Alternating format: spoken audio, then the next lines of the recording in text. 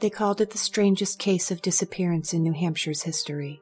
I read the headline as I rode my bike past the newspaper stand on Union Ave. The cover picture showed an empty boat floating in the open waters of Winnipesaukee. I squinted to see the cover as I rode past and nearly collided with Old Man Winston's flower cart. You be careful. A rosy-cheeked dwarf of a man hollered as I swerved around the roses and tulips. The headline was all I could think about as I continued pedaling down Union. What had happened? I wondered as Union turned into Lakeshore Road. No one ever goes missing around here. It's like the safest place I know. That's why my parents moved us here. My father, a retired naval officer who spends his days woodworking, and my mother, an air traffic controller for Laconia Municipal. Neither of them care for criminals or much in the way of excitement. You want to go somewhere quiet, Alyssa? I'll take you somewhere quiet. I'll take us all. My father would always say in his forever beaten-down voice. Middle of the White Mountains, I tell you. Most beautiful place I know. And my mother would sigh and say in passing what she always did. Whenever you're ready to move us, we'd be delighted to go. It only took my father 5 years of complaining about the heat and crime of Orlando to move up north. Look at this horse shit. He'd start every morning off. Florida man's back at it again. And my mother would make some commentary to show that she was interested, but, truthfully, my parents cared about different things. As I chained my bike to the same oak near the employee parking lot, I saw my mother waiting near the ATC tower base. Her face was contorted with worry as she started walking fast towards me. I dropped the key into my jeans pocket and started towards my mother across the hot tarmac, the mid-July sun beating down on my olive skin. When I was close enough, I could hear her pulling something out from under her arm. As she unfolded it, I recognized it to be today's paper. The Jackson boy? She spit out. Did you know the Jackson boy? Luke, was it? Yes, Luke. Did you know him? He went missing last night. Did you see the paper? Mom! I said, interrupting her neurotic rant. Yes, I saw the paper on my way here. And no, I didn't know him. Heavens, can you believe it? She said, more than asked, as she began to read from the paper. After 16 hours of search and rescue, Rick Harper, head of the Lake Safety Search and Rescue Department, reported that there was yet no sign of the two young fishermen. The 22-year-olds Luke Evans and Mark Connor ventured out into the lake in their pontoon boat at 5 p.m. Thursday night, July 21st. A weekly recurrence for the two, according to Mr. Harper and Evans' mother. My heart skipped a beat, and I listened intently to the rest of the report as my mother spoke, curiosity curdling to fear in my stomach.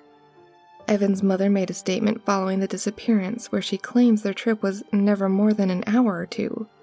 Several eyewitnesses at the dock placed the young men there at the time of the departure with the fishing equipment and cooler. It wasn't like them to ever come back after I shut down the office, Mr. Harper stated this morning in an interview. Those boys were out every Thursday. Ain't no more competent fishermen in this entire town than these two. Still not entirely sure myself what happened or where the two boys went. For now, we're considering this a missing persons case, and anyone with any information relating to the disappearance of Luke Evans and Mark Connors to come forward. The Laconia Police Department and the Lake Search and Rescue will be working around the clock to find these two missing young men. My mother's face was white by the time she finished. I have to go back to work. Promise me you'll stay off that lake for a while. But I couldn't speak. I just nodded lightly, and my mother hugged me tight. Partly to comfort herself and partly to comfort me, catching my warm tears on her blouse. I'm sure they'll find Mark, honey. He's the best swimmer you know. You said it yourself. I sniffed in my fear and took a deep breath for strength. Why don't you go in and get to work? It'll take your mind off things for the day. You can check in with Mr. Harper yourself after your shift. How about that? As she spoke, I just sat there in her embrace. Mark was missing. The only thought playing over and over in my mind. Mark, my boyfriend of 3 years, expert fisherman, best swimmer I knew, just vanished on a lake he's known his whole life. Mom, where could he have gone? I stammered. Shh, baby. Just go to work. I promise the police and the lake rescue are doing everything they can to find them. I finished my shift at 7, as usual, and rode my bike straight over to see Mr. Harper. As I passed Guilford Cinemas, an ambulance soared by with its siren at full blast. I knew almost half of the town on account of my parents. Selfish as it was, after today, I hoped it was no one I knew too well. As I passed down Union, Old Man Winston was yelling at some kids who had knocked over a display of magnolias. Dirt and broken flowers lay limply in the street. When he saw me from a distance, his face grew soft and he stopped yelling. It was always easy to know the people who really cared about you, because when you were in the thick of it, their face always reflected your pain. I didn't so much as glance in his direction, for fear I'd lose my unstable stoicism and break down in the middle of Union Avenue. As I came upon Harper's, I could see a search and rescue boat coming into dock, probably the last before sun went down and the night crew went back out. Lake Winnipesaukee was over 70 square miles and over 200 feet deep at its center. Parts of the lake, I'm sure, still haven't been explored. I leaned my bike against the canoe shed beside the rear office entrance and walked around front to the pier to meet the rescue team. I sat on the dock post and flipped open my phone, looking at some pictures of Mark and I swimming in this very lake. He was always handsome, even in pictures with his hair all messed up. I missed his smell most of all, I thought to myself, inhaling deeply, looking for that strong odor of pine from Connor's lumberyard and that hint of vanilla from his mother's bakery. I jumped up as Harper's voice sank in from behind me. I thought that was you. He forced a smile across his clearly somber face and he walked down the pier. Mr. Harper! I yelled and ran towards him. Nothing yet, Em. I'm sorry. He said, saving me the pain of having to ask it out loud. I'm sending Matt and the night crew out in half an hour. But we've already searched over 80% of the lake. I asked Chief Hamilton to check with the families and see if the boys possibly had other plans. But the only thing that was reported last night was some strange noises coming from out in the lake. What kind of noises? I asked before he could continue. Well... He looked like he wasn't sure how to describe it. Singing, mainly. A female's voice. I stepped back in shock. Did that dirty fuck Evan bring girls out with my boyfriend? Anger swelled and consumed my sorrow. Mr. Harper could see my anger, and with sad eyes, he forced another smile. Now don't go assuming the worst. We don't know anything yet.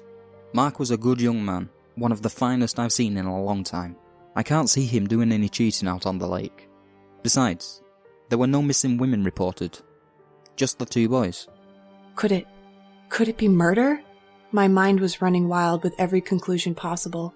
Drowned, strangled, stabbed, every movie scene ever, dropped in a lake with cement shoes, eaten by a sea monster. There is nothing to suggest murder at this point, and as far as I'm concerned, it's still just a missing persons case. Mark and Devon are out there somewhere, and we're going to do our best to find them. He patted my shoulders with the big, rough hands of a seafaring man, the most comforting thing he could think to do at the time. Why don't you go home and get some rest? It's been a long day. I'll call you or your mother tomorrow and let you know what Matt and the crew turn up tonight.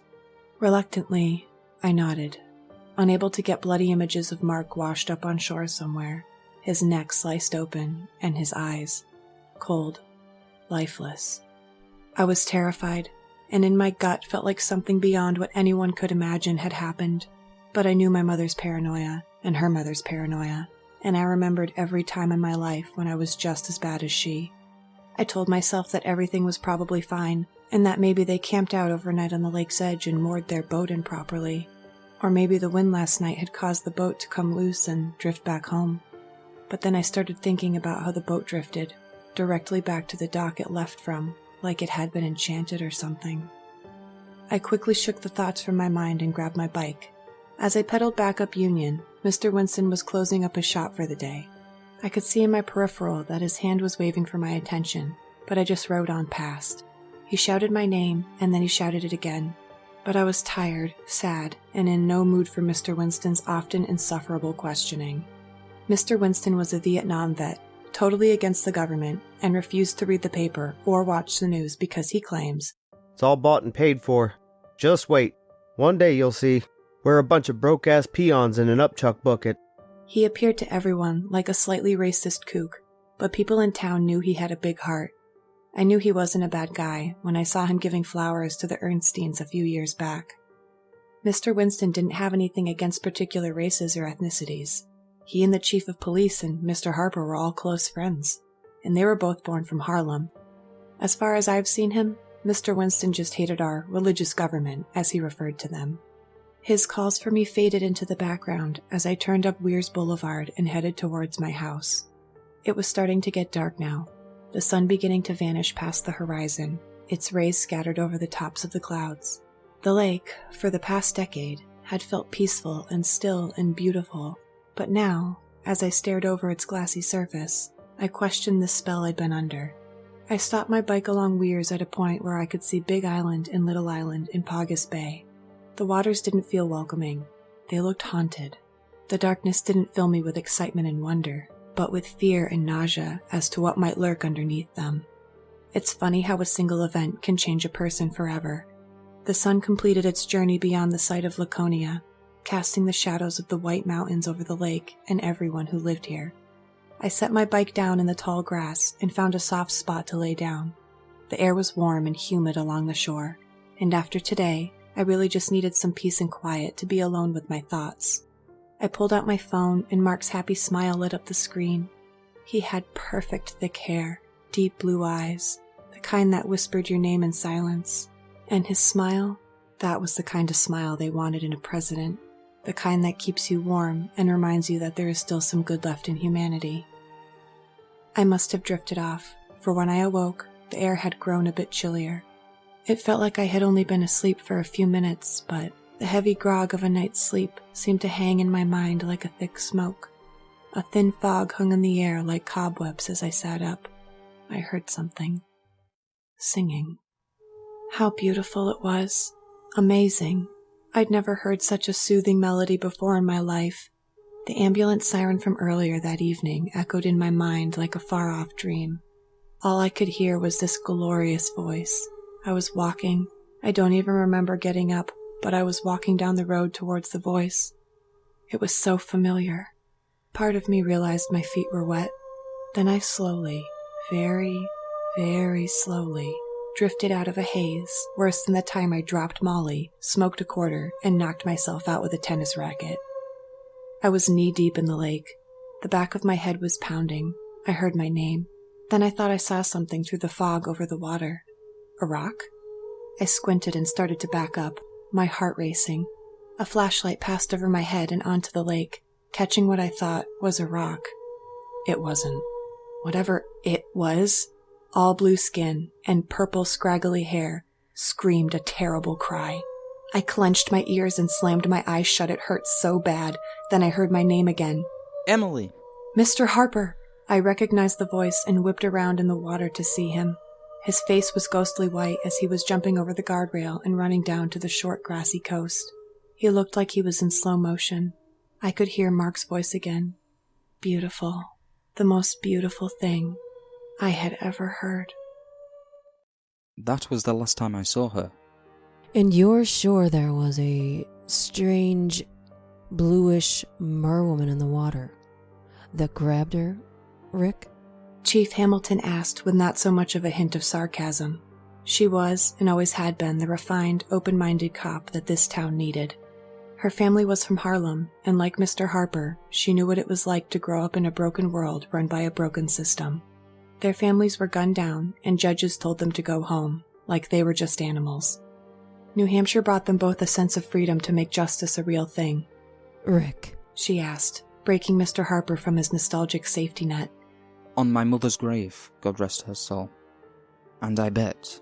He took a deep breath and could feel the sting of tears rising in his throat and into the back of his eyes. He spoke to shut them up, but they already got his voice. I bet it was the same damn thing that killed Luke and Mark. He choked out their names. God rest their souls. Rick, there was nothing you could have done. But to know that something like that is living in the lake. She sipped a, by now long cold coffee, to emphasize her fear. It sure validates Winston's story of the singing lake woman. Mr. Harper's tears started to recede now, thinking more about Winston's stupidity than anything else. If it wasn't for that fucking story, he would have never lost his job at the newspaper. God, they hated him after that. A person's got to learn when to speak up about something, and when to do your own research and keep it to yourself. He should have at least brought it to the police only. Or to myself and the police. I don't know. He was trailing off, starting to feel the same pain for Winston that he did for Alyssa and James, and for their daughter Emily, and Luke, and Mark. Rick, honestly, what would you have done if your 2 expert swimmer sons just up and vanished one day? That man lost everything. His kids, his wife, who thought he was lying about the lake woman, and in her misery, accused him of having an affair. She lost it. Her family. God, they lost everything, Rick. Winston was never the type of guy to sleep around. He was an honest type. He swallowed down what was left of his tears. He sat in silence for a second, neither of them really sure what to make of the events. It wasn't like they could take this story to the papers, or outside of Laconia, or outside of this room for that matter. Here they sat, the 2 chiefs of the town's safety departments, with a story that would break the papers, but the paper won't listen. They'd lose their jobs. But I sure as hell don't want to end up like him. He added. You know, this story reminds me of something from a few years ago. The picture's not, well... She stood up and started towards the door. You'll see, and you can tell me what you think. The heavy door to the interrogation room swung open as she left. Mr. Harper watched the clock on the wall. It had already been 4 hours since Emily had gone missing. They had search and rescue crews panning the lake and searching the wooded areas around town. So far they just had a shoe stuck in the mud, right where Mr. Harper saw her taken. But the best story they can go with is that they found her bike by the waterside and her wet shoe about 10 feet in, buried in the muddy bottom. No weird creature, no abduction. Chief Hamilton returned, carrying with her a thin and empty-looking folder. She lay it down on the table between them and resumed her position across from him. Several years ago, 2 young men and 3 women went missing at Lake Apopka in Florida. Residents claimed a creature had eaten them. But since it's Florida, everyone assumed it was an alligator. She opened the file and turned it to Mr. Harper. Look like anything what you saw? Before him were 3 terrible, shaky iPhone pictures. Without one, the rest were impossible to decipher. But one picture, one not as shaky, very creepy picture, shows a bluish woman with dark black or possibly purple hair, her face halfway out of the water, and near the corners of her deep, endlessly black eyes were the ridges of a far too wide smile. The other 2 depict what looks like a fish jumping out of the water, but now can be seen as the tail of the creature, and another shows it nearly fully out of the water, but it's so shaky, all you can tell is that it has 2 arms and a single tail. Annotated on the bottom of the last and worst picture, it says, "Beware singing." Mr. Harper stopped instantly, his heart like lead in his chest. He couldn't breathe. I don't need you to speak. Your face says everything. Chief Hamilton closed the file and slid it to the side. I guess the only thing now is... I've heard the singing. Winston said if you hear it, there is no one hearing it. He admitted to her, her face dropping to white like his, and her hands reaching out to grab his. Ain't no siren's call taking Rick Harper on my watch. She spoke with the literal last bit of courage they could muster in that tiny office, in that small town, in a world which they could make almost no difference in, but a world that was haunted by creatures that make your scariest nightmares crawl back under the bed and wish they had never been thoughts at all.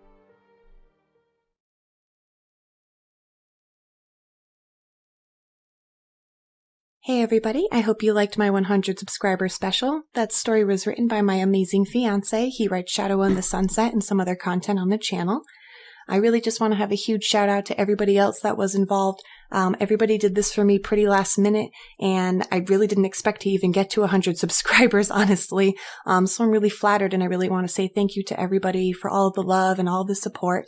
I've been doing a lot of collaborations this week, and I'm going to be doing a lot more things in the future. So absolutely keep an eye on my playlist that's called Collaborations on the main channel. You guys can also check out my Twitter updates because I always post those every time that they're immediately uploaded, so you can check it out there if you like that. But once again, guys, I'm not really sure what to say except for thank you. I really didn't think that many people would like the channel, so I'm extremely flattered, and I really appreciate everything. Absolutely check out everyone who is in this collaborations channel. It'll be down in the description. And as always, guys, you shouldn't believe everything you hear. Or should